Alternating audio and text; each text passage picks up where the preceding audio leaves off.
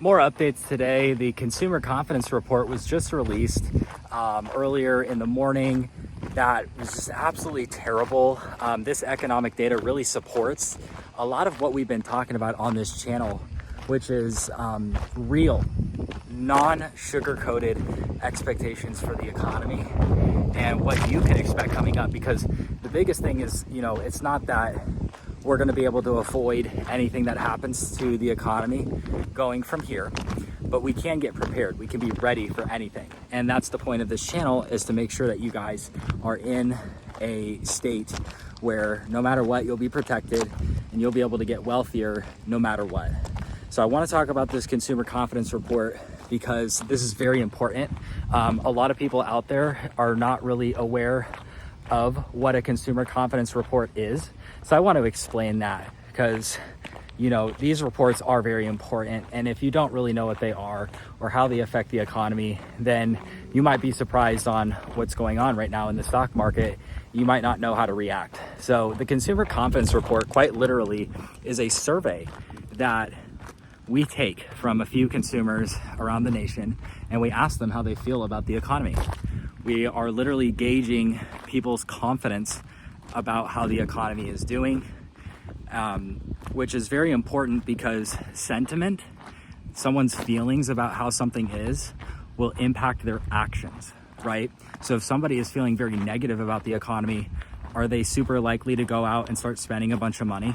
Are they going to start buying a bunch of cars and big appliances like refrigerators and TVs at Costco? Although I did go to Costco last weekend and I saw at least 3 people buying a brand new TV. Anyway, the point is that the consumer confidence report that was released today absolutely plunged. It comes out on an index. So the expectation was we were supposed to get above 70 on the consumer sentiment report. The reading was supposed to come in above 70 and it came in way lower than 70. I think it came in at like 62. So I'll link a article on it down below so you guys can read the actual numbers. I'm just giving you a rough estimate, but the idea is the same. It's that consumers are feeling very not confident about the economy, and that will be very bad because if people are not feeling good about the economy, they are not going to go out and spend, and the economy cannot grow. The economy will slow down probably, which it already has slowed down drastically. We've already seen that. I've already covered that with a lot of you guys on previous videos. So if you're not subscribed yet, I definitely recommend you do that, because not only do I come out with videos every single day like this, just talking to you guys, I actually do these videos in the middle of when I go on my runs. I train for Ironmans as a triathlete, but it's funny because I actually do not,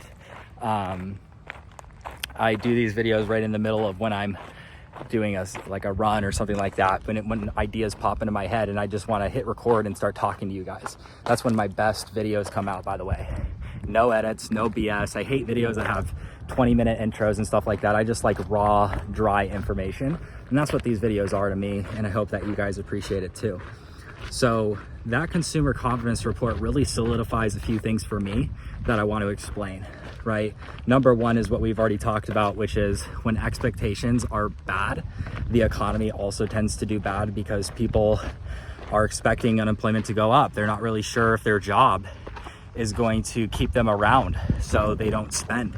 The economy will slow because if enough people are feeling bad about the economy, the activity of the actual economy itself slows. But there's also some other implications here, right? Which is, that when we start to get really low confidence like this, and it starts to actually manifest in the economy itself, because like I said, sentiment starts to manifest into reality. When we get a slowdown in the economy like that and we get a bad consumer sentiment report like this, it really starts to smell, you get that stench of a recession. I mean, there's so many recession indicators we've already gotten, but this is just another really, really bad one. I mean, if we get these big slowdowns in the economy and we start to get recessions going into a election year, then what do you think that the Federal Reserve is going to do? They're going to go right back into quantitative easing, right? Which For those of you guys that aren't familiar with quantitative easing, it is essentially when we stimulate the economy to get it to speed up again. But what happens with quantitative easing is we get inflation. I mean, that's why we have all this inflation in the first place, right? We had a lot of quantitative easing policy that came in during COVID when the whole world shut down. Nobody really knew what the heck was going on.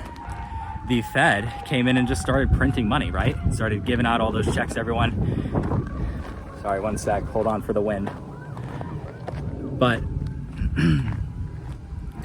the result of that was we have now much higher prices. You guys all know that. You guys are all experiencing it. We all know it. Much, much, much higher prices. So that is obviously one of the big issues is we get a lot of inflation from it. So also, that wasn't even really when we started doing quantitative easing. We started actually doing a lot of quantitative easing after the last financial crisis in 2008. So when all the banks failed, the government came in, Obama did the $800 billion stimulus package. Although not all $800 billion was used, it's still the same principle, which is we had so much easing and such low interest rates, such artificially low interest rates for so long that it created a lot of inflation. And we haven't stopped, creating inflation since we started raising the rates a couple of years ago. So that's why I don't think we're ever going to get to 2%. The whole thing that the stock market is focused on right now is inflation getting back down to 2%. So that way the Fed can start to cut the rates, or at least we're on the trajectory. We're on a very clear, it's very obvious we're going to hit 2%. They'll start to cut the rates again. So they've even said we're not even going to wait until 2%. We're just going to wait until we're confident that we're going to get to 2%. Then we'll start cutting the rates. The problem is that that's going to start to cut the rates. That's stimulative. That's going to cause more inflation again. So I think that it is a very, very interesting path that we are on. Oh my gosh, I almost stepped on a bug. And that's why I think that this is just a huge mess. These consumer confidence reports that come out are starting to reflect this too. People are not very confident in the economy or what's going on. And when you have lower confidence, will slow the economy and potentially start to enter into a recession. And then that's going to entice the Fed to go back into quantitative easing, which will just create more inflation, right? So it's kind of a trade-off. It's like, do we want a recession or do we want more inflation? Well, as I see it right now, people are already struggling with the high prices that we're already paying right now. I don't really know how much more people can take of this. People are already working 2-3 jobs. So at some point, there's going to be so much inflation, it will be pretty much impossible to exist. Almost everybody's going to be poor, except for the people who are wealthy. And the gap will just get bigger and bigger. So this is why it's so important to be on the right side, to invest properly, right? To do what the rich people are doing and position themselves where inflation can either hurt you a lot or it can help you a lot. And as I've said in previous videos, maybe you haven't seen my previous video, so I'll kind of quickly explain it again, is rich people, wealthy people love inflation because they own assets. And when you have inflation, it's not just the prices at grocery stores that go up, it's asset prices. These houses, these houses weren't always $600,000-$700,000 a pop. These things used to be $300,000-$400,000. The people who bought them got a huge capital gain, right? So stocks are the same thing, bonds. Some people got rich off cryptocurrencies, although I don't like cryptocurrencies myself. I'm probably the only young person who says that, talks about that.